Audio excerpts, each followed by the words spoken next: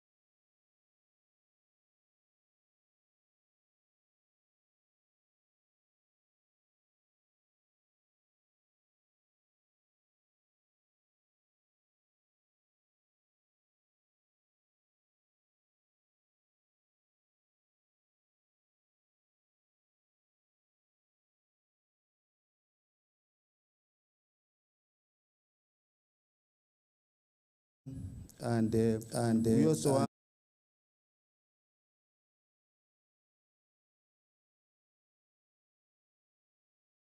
Karua, she's here with us.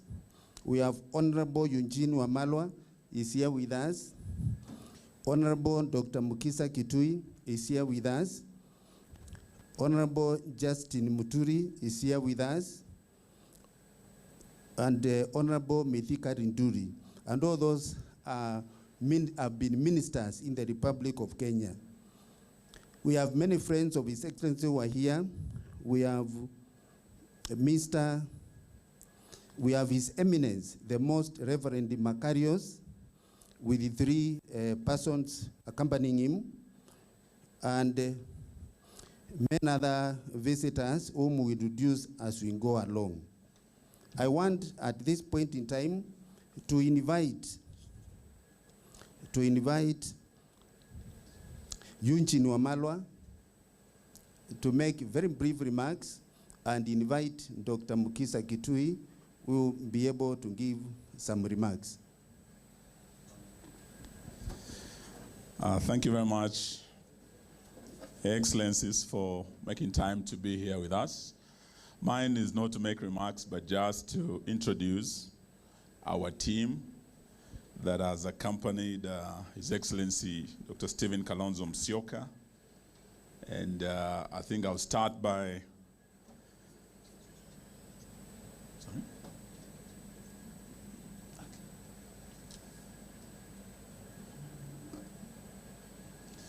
thank you very much. Let me start by recognizing the team that has come with His Excellency and his core principles.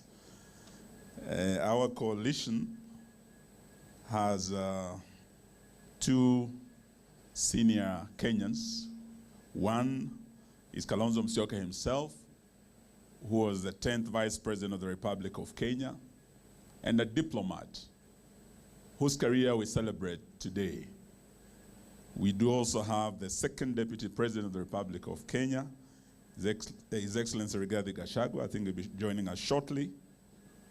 We also do have present the former Minister for Justice, Martha Karua, and I will be requesting her to say a word on behalf of our team. Mine was to introduce, not to say a word.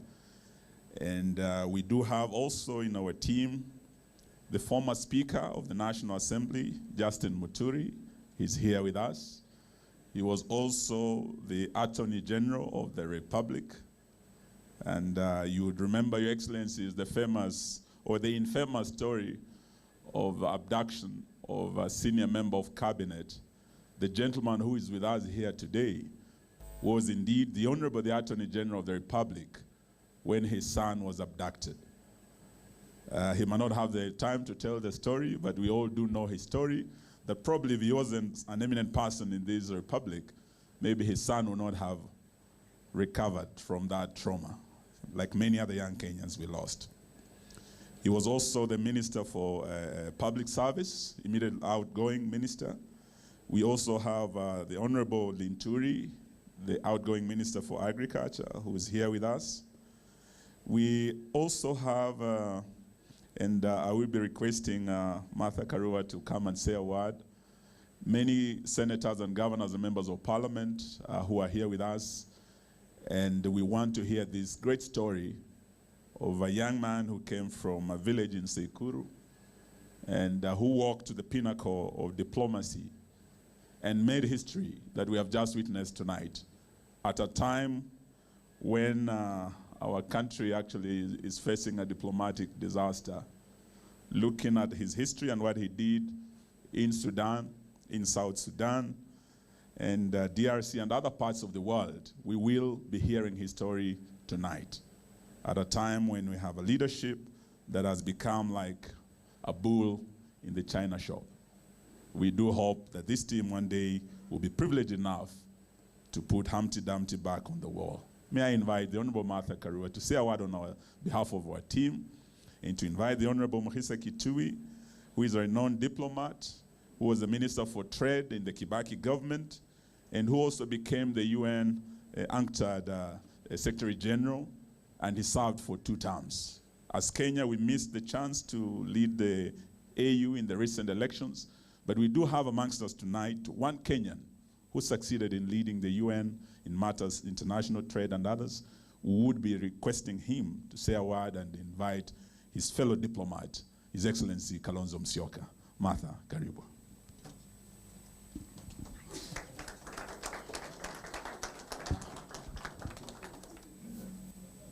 Good evening, everyone. We are all here, Excellencies, distinguished guests. We are here as acquaintances or friends of His Excellency, Dr. Stephen Kalonzo Musyoka. I have worked with him for a long time. Maybe he may or may not remember, but I've reminded him once or twice when I was a young magistrate before the age of 30, and he was a young lawyer. He did appear before me. You don't always remember people who appear before you, but I liked the way, I noticed the way he handled the case and his clients, and he led them, because it was a case that people could reconcile, he led them to reconciliation. Maybe that's a trait in diplomacy. And later on in life, I met him as a member of parliament. I found him in parliament in 1993. For the young ones, that may sound like a long time, and it is. We've been around. So, and we've worked with him since. He's an easy person to work with, amiable, respectful, a diplomat to the core. And even though we were on the opposing side those days, he was a minister in the current government, I was a member of the opposition, and we still were able to relate. I do recall when we started the formal journey to the constitutional review process. It is His Excellency, Dr. Stephen Kalonzo Musyoka, who was able to lead the KANU team to negotiate with us and to address us in a manner that we could actually sit down and negotiate. You may not remember that, but that was the Bomas and Safari Park process. We have later worked closely on the same side. In 2002, when we came into government, where he became the Minister for Home Affairs at one stage, and I was Minister for Water at that time. We have worked well, and I know he's a people person and a great team member, team player. We've also worked together in opposition when we were both out of government for the last 12 years. We have worked together, and more lately, in the 2022 presidential elections, we worked very closely, and after whatever transpired, we have continued to work together, and now we are together forming a broad coalition to transform the country. I would just want to conclude by saying that Stephen Kalonzo Musyoka is not just a diplomat because he has worked as one. He's a born diplomat, a great person to work with, and a person who is open and transparent in his work. And with those very many remarks, I want to call my friend, age mate, Dr. Muhisa Kitui, former Secretary General of UNCTAD, and a person who was a colleague minister. We were in college together, then in parliament together, then in government together, and now working together in the opposition. Yeah. Asante sana.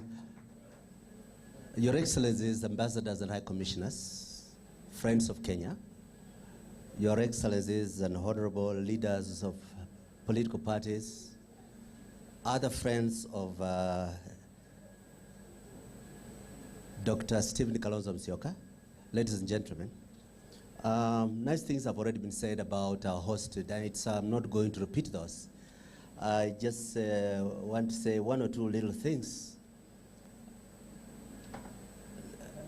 that don't so much mark what he did, but why we miss such talent in public leadership in the country today.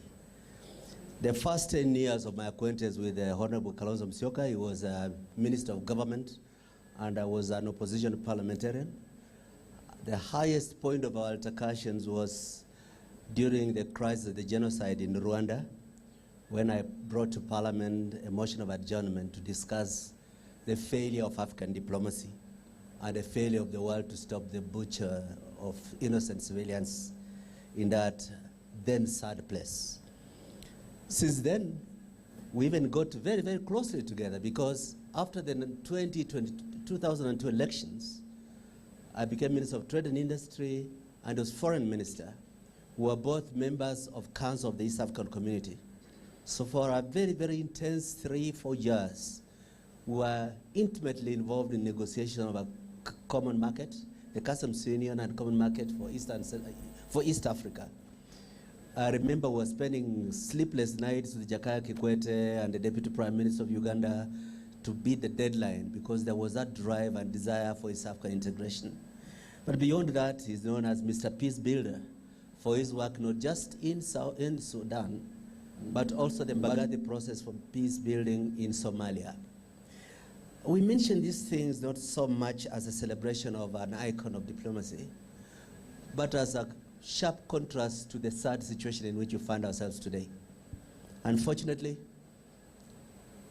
egos and guns have been bigger in supply than brains in South Sudan, and you see how the promise of the youngest African country has turned into disaster. The speech from South Sudan and the poorest victims of those that fever in our country. Similarly, Sudan unravels as Khartoum becomes a no-go area. It pains those of us who have associated with peace building to know that we have a president who, sheerly for personal interest in bloody gold, is dragging Kenya into a crisis that's not our own.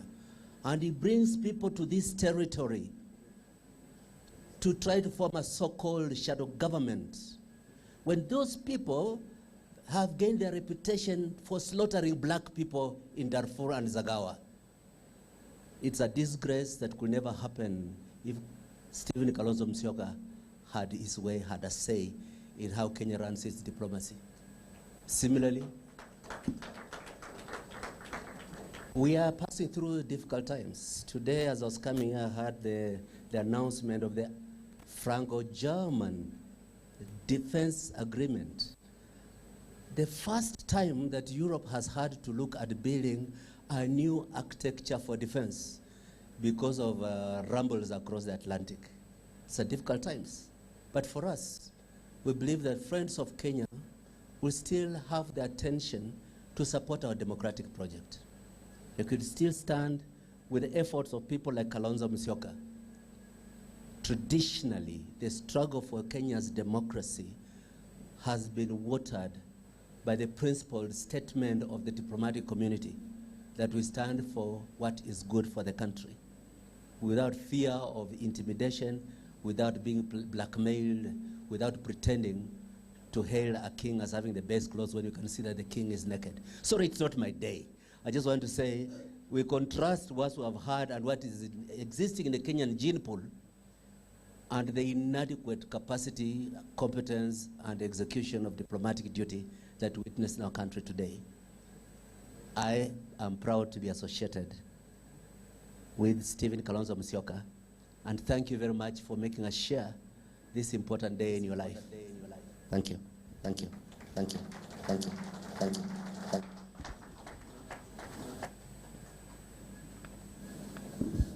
Your Excellencies, the ambassadors, high commissioners, and our distinguished guests, yes, allow me to acknowledge two people. We have the ambassador of Cyprus with us here, and also the senator for Kisii County, Senator Onyonga. I will now, it's now my humble pleasure to invite the Wiper Democratic Movement Chairman Andrew Sunguli. Sunguli has been a close friend of His Excellency Dr. Stephen Kalonzo Musyoka. They have been together in politics together, and he wants to make a few remarks.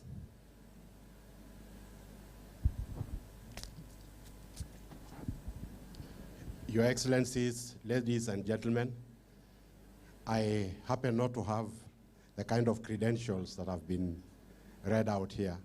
Actually, my only political credential is that I was the running mate to Stephen Kalonzo Musyoka in what turned out to be the shortest presidential race in Kenya's history. I think it lasted 3 weeks to be exact, but we enjoyed it. And it's not so easy speaking in a crowd like this that has diplomats. I do not know exactly which language to speak because I'm told diplomats speak many languages, including double speak. But I'll try. It's a great honor to have been associated with Dr. Stephen Kalonzo Musyoka and to realize that he is actually celebrating 40 years in politics. And I don't know whether you understand what that means.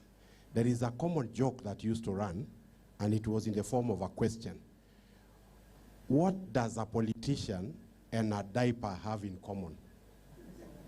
And the answer is that both of them should be changed regularly, and for the same reason, and the reason that it gets soiled. So to have survived 40 years without the need to be changed tells you that he has outlived many diapers and he hasn't soiled himself in politics. I think that alone is what makes us celebrate Stephen Kalonzo Musyoka today. And combined, of course, with his politics, with his diplomacy, which, as you all have been told, especially by Mheshimiwa Martha Karua, that his diplomacy is not career diplomacy. It's a living diplomacy. He is a living diplomat. In fact, a few decades ago, the late Mwai Kibaki was popularly referred to as the gentleman of Kenya's politics. And I would dare say, without doubt or equivocation, that the heir to that title as a gentleman of Kenya's politics is Stephen Kalonzo Musyoka. Of course, with a rider. You know, the word gentleman, for those of you who think gentleman means you can be pushed around, I would like to add a rider that even a gentleman is only 50% gentle. The rest is man. So be careful. You should not try and push him. Don't try and push him too hard. But 40 years, to me, is 40 years of Kenya's political history, and you know where we stand today. So without saying too much, I just want to say, Mheshimiwa Kalonzo, congratulations. But your biggest diplomatic duty lies ahead. In my view, the building of a people's coalition is going to require the summoning of all the diplomatic skills that you have acquired in your life. So you are going to be crucial, and your diplomatic skills are going to be needed in the building of that people's coalition. And so without much ado, I would like to ask that we all fill up our glasses, because I want to propose a toast. I want to propose a toast.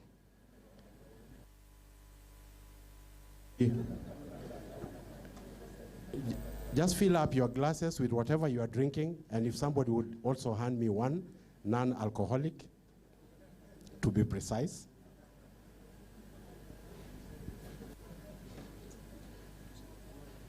So, ladies and gentlemen, Your Excellencies, I want to propose a toast. And this toast is a toast for long life and good health and greater victories ahead for His Excellency Dr. Stephen Kalonzo Musyoka. Let's toast to his long life and to greater success. Pongezi sana, pongezi sana. At this juncture, I think I'll hand over to the MC, and you can.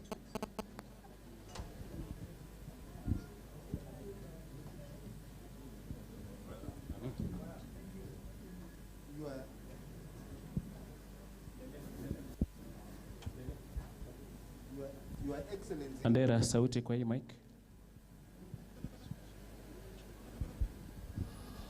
Your Excellencies, distinguished guests, we have reached the climax of today's function. We are celebrating 40 years of diplomacy and the political journey of His Excellency Dr. Stephen Kalonzo Musyoka. Dr. Stephen Kalonzo Musyoka, you may have seen from the documentary and the CV, has been the Vice President of this country for 5 years from 2008 to 2013. He has been a minister in 5 different ministries. He was once a Minister for Foreign Affairs and International Cooperation. He was also a Minister for Education and Human Resource Development. He was also a Minister for Tourism and Information. He was also a Minister for Environment and Natural Resources, and he was also a Minister of Home Affairs in this country, Kenya. He was also a Deputy Speaker of the National Assembly.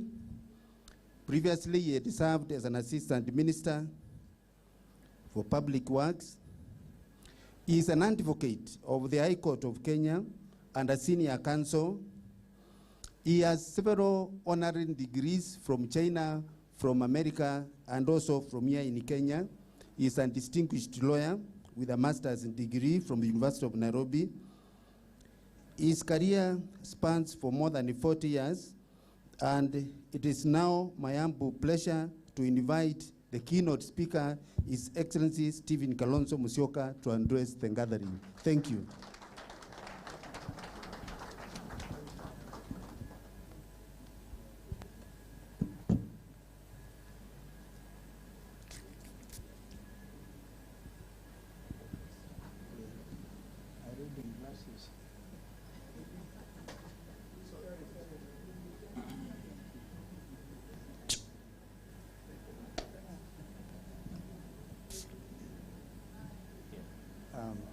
Your Excellencies, the ambassadors and high commissioners, it's okay.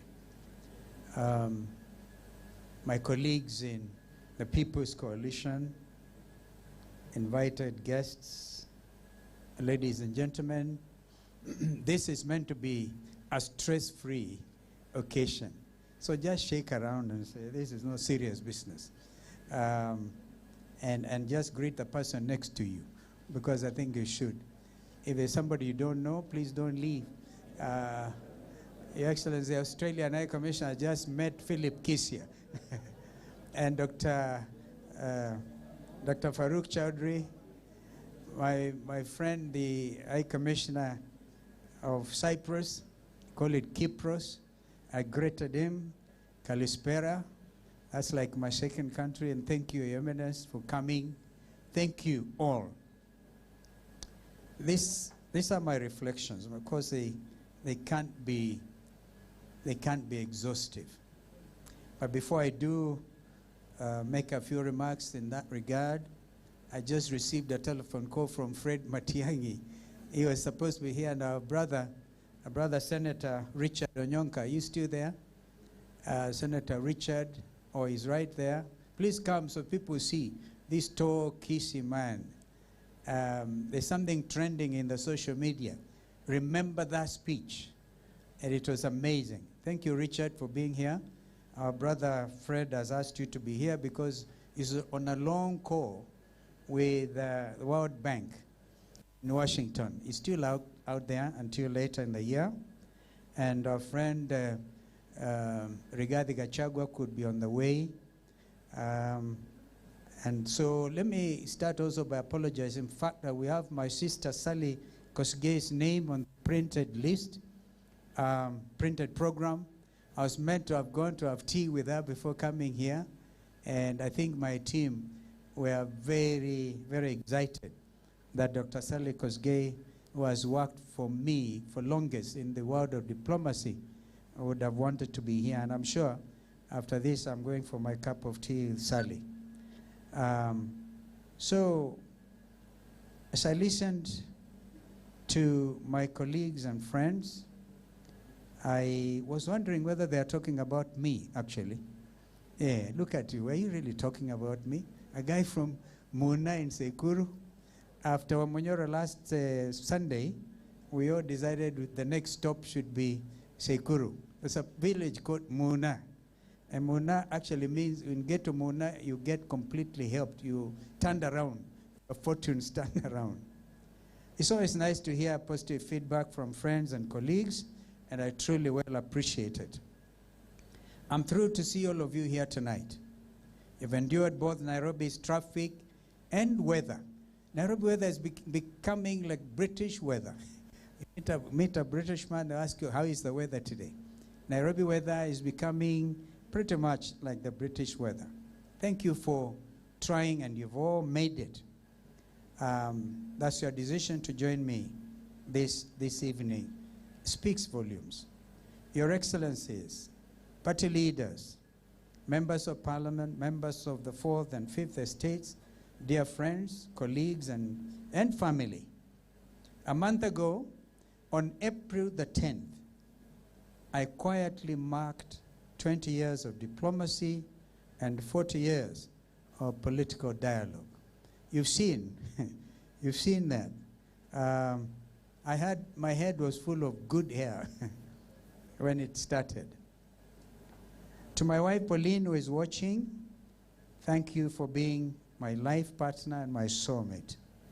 You're the perfect description of that lady in Proverbs 31:25-28. She is clothed, I quote, with strength and dignity. She can love as the days to come, at the days to come. She speaks with wisdom, and faithful instruction is on her tongue. She watches over the affairs of her household and does not eat the bread of idleness. My wife Pauline, those of you know, have been really hard working at the central bank for so many years.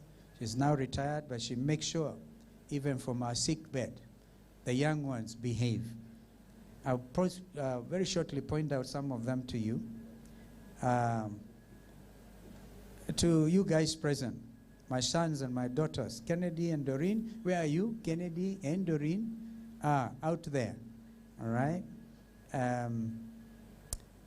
Kevin, is Kevin in the house? We're supposed to get here. He has a big day on Saturday. He's getting wedded to Sharon. Not Victor Swanya, Sharon got married. But to Sharon. My daughter Damari and my son Martin. I don't know whether they are here. They must be trying to get here.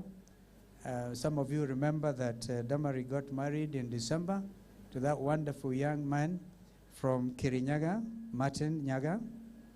And Klein, who has been jumping around here. Klein Mairu. Where's Klein? Yeah. You know, Klein, I want to say this, as I said before, I went to Parliament a bachelor. And I had a very, very difficult decision to make because I wanted to get married very quickly in '85. My sister, when I appeared before you, looked timid. I'm not quite sure whether I was married yet because I was not in Parliament. I was still a bachelor. So these young people have known just a political father. But balancing these things can be very difficult. When I made the decision to join elective politics 40 years ago, as I mentioned, it was not even 40 years because I lost in 1983 at the snap election, as you may have seen. And people thought I was like a mad young man. But then I'm reminded of the TikTok conversation we had a few days ago. If you hear somebody, a man or woman, saying, I'm not mad, please notice those are the first signs of mental illness. My armor at the time consisted of God's cloak, a law degree, my soon-to-be wife and life partner Pauline, and a burning desire to accomplish something worthwhile for my people. I stress my people because my world then was people of Kitui North. The previous speakers, as well as the documentary, have highlighted many facets of my diplomatic experience and political discussion. As a result, I will not belabor them any further. Nonetheless, I'd like to thank everyone whose faith and conviction in my abilities propelled me to this incredible position. I'll always be grateful for the privilege to serve for 28 years as Member of Parliament of Kitui North, as it then was, and Mwingi North, the longest serving after Presidents Daniel Arap Moi and Mwai Kibaki as Minister in 5 substantial decades, as an Assistant Minister under the guidance of 2 great servants of our Republic, the late Honorable Ken Matiba and the late Honorable Justice Oletipis. As the youngest Deputy Speaker in Parliament, and of course subsequently, as we all know, as the 10th Vice President of our country. Your Excellencies, friends of Kenya, colleagues, the 4th and 5th estates, Kenya is currently at a crossroads, much like it was 5 years ago when I was first elected to Parliament. 40 years ago, I beg your pardon, when the repeal of Section 2A of the then existing Constitution of Kenya brought about a multi-party democracy. In 2002, when the NARC wave swept the ruling party, and their mother has just pointed out, I was the longest organizing secretary of KANU for 12 years. I wish my brother Gideon Moi was here. I don't think he was, he must have been a toddler. From 59 years of power. KANU was in power for 59 years. And the late President Kibaki famously was quoted as saying, bringing down KANU was like cutting the famous Kikuyu Mugumo tree with a razor blade. It can't happen. But it happened. And in 2000, when that happened, Kenyans were regarded as the most optimistic people in the world. And in 2008, when the violence following the 2007 election set off the most difficult events in post-independence Kenya, destabilizing and bringing to a standstill a nation state known until then as the oasis of peace in a turbulent region. Then diplomatic tact was required by the local and international political players of the times to get Kenya back on its track to its long vision path to socio-economic prosperity, free from hunger and disease. Our sister Mother Karua again was there with a Kofi Annan-led peace process. The same is required, I dare say, now more than ever before.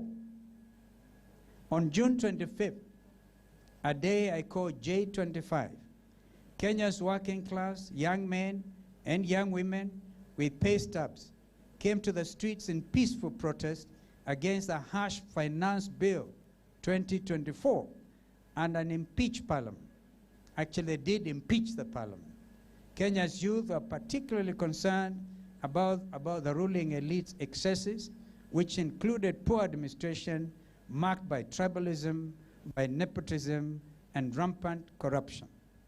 The tech-conscious, digitally savvy, and woke, quote-unquote, generation were astounded by leaders who loudly and at every opportunity said, I quote again, tighten up your belts. Kenya's coffers are empty, end of quote. While posting outrageously opulent lifestyles on social media and accruing more frequent flyer miles than road trips to their constituents.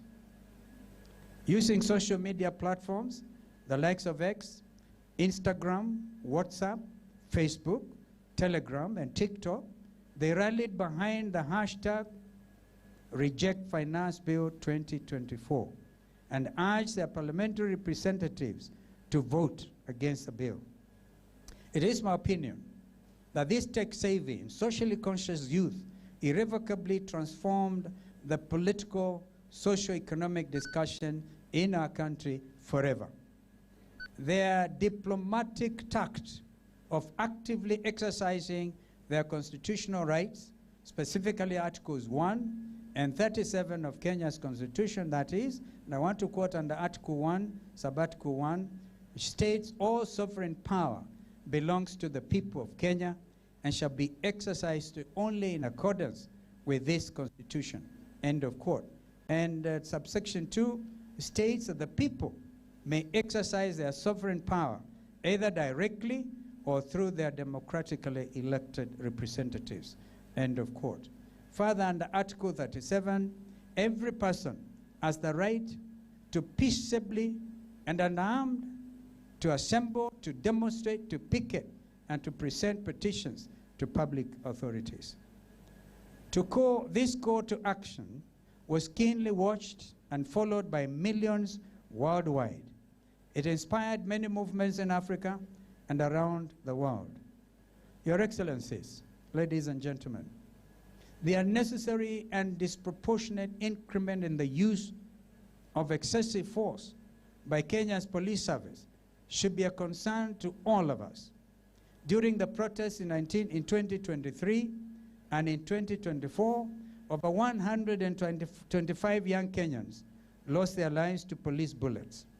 Up to date, no security officer has been charged and or prosecuted. The victims' families are yet to receive any form of justice. There is also a sharp increase in kidnappings and abductions. The brother, the Speaker, J.B. Muturi, and immediate former Minister for Public Service, Attorney General, a distinguished Kenyan, had to shout so that his dear son could be released. He kept on asking, how about those parents who were not as fortunate as he was? And their kids are still missing, some of them even as we speak today. That 4 young men could be tracked just a few days ago and taken into custody by the security services because of the BBC Africa Eye documentary, Blood Parliament, clearly demonstrates increased authoritarianism in this country against anyone deemed to have a different view, regardless of age. I urge the international community, and I want to use the plural here, we urge the international community here represented who honor their values and commitment to the promotion of universal respect for and observance of human rights and fundamental freedoms, as stated in the preamble to the UN Declaration of Human Rights, to join us in condemning these acts and demanding an immediate cessation of human rights abuses and systemic oppression. Your Excellencies, friends of Kenya, and members of the media, the reconstruction of the Independent Electoral Boundaries Commission, IBC, is another major point of concern to us as the loyal opposition. The people. On Christmas Eve 1953, Yesterday, in the quiet I wrote heart to of President Tekuru, Mwingi in eastern Kenya, a boy was born. Panel, which was responsible for recruiting candidates for the positions of chairperson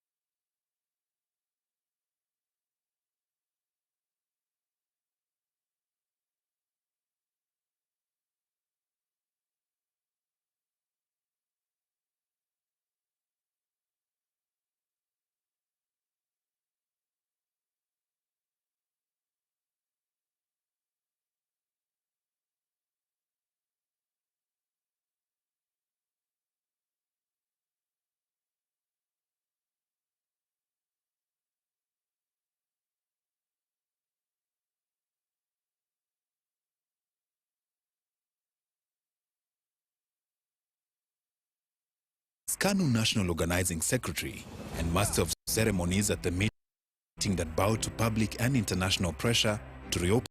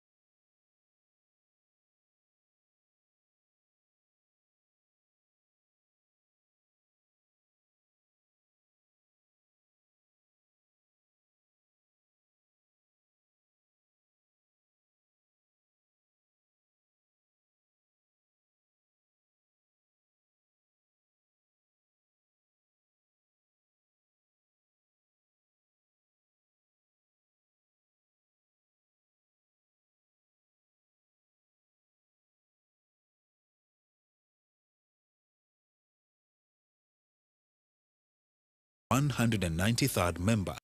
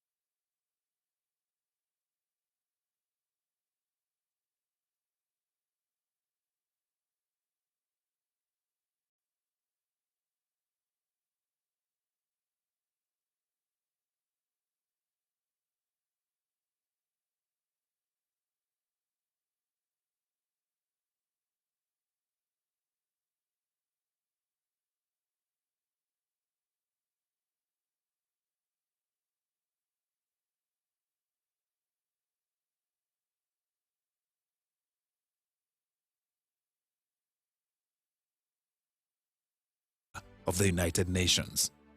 It is this, Kalonzo's calm and calculated negotiations to assist resolve crisis in Somalia, Burundi, and the Democratic Republic of the Congo, among others, that have earned him international recognition for defending human rights and supporting peaceful conflict resolution through diplomacy. As we gather to commemorate 20 years of diplomacy and 40 years in the political discourse, we honor a man who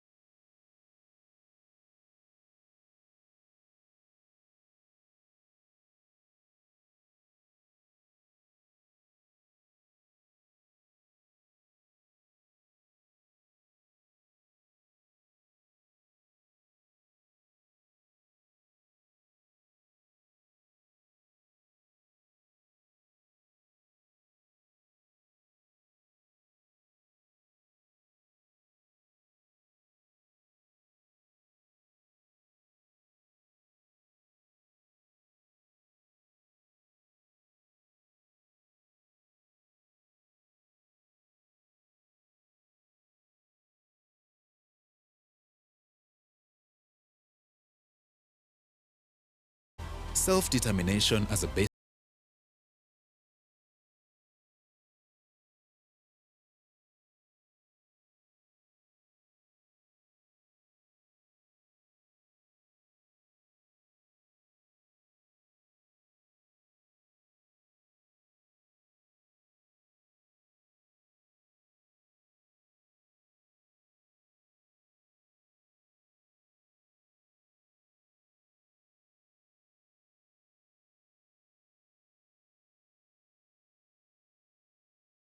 On July 9, 2011, South Sudanese in their millions across the globe voted in a referendum leading to the birth of Africa's 54th independent country and the 193rd member of the United Nations.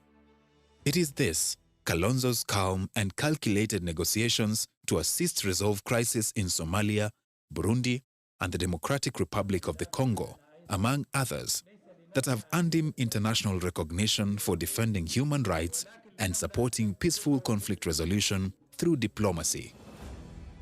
As we gather to commemorate 20 years of diplomacy and 40 years in the political discourse, we honor a man who has assimilated not just the lessons of humility, but those of honesty and integrity.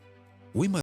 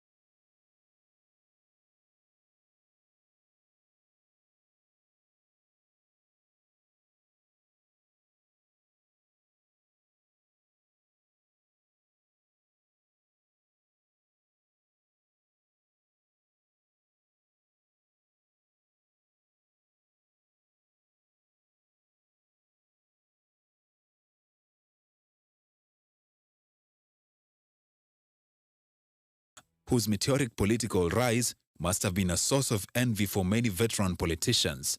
His career witnessed one piece of good fortune after another. From being a backbencher to being appointed by President Daniel Arap Moi as Assistant Minister for Works, Housing and Physical Planning in 1986,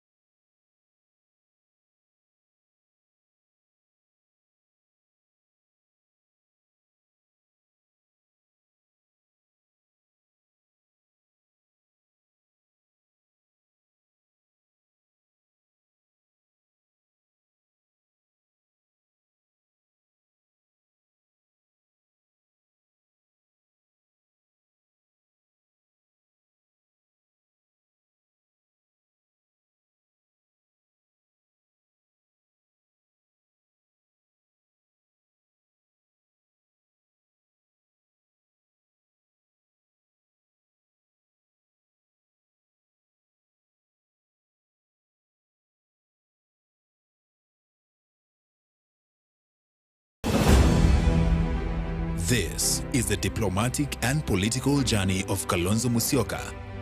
From the red soil of Tsekuru in Kitui County to the halls of power. His triumphs, his trials, and the legacy of a peacemaker.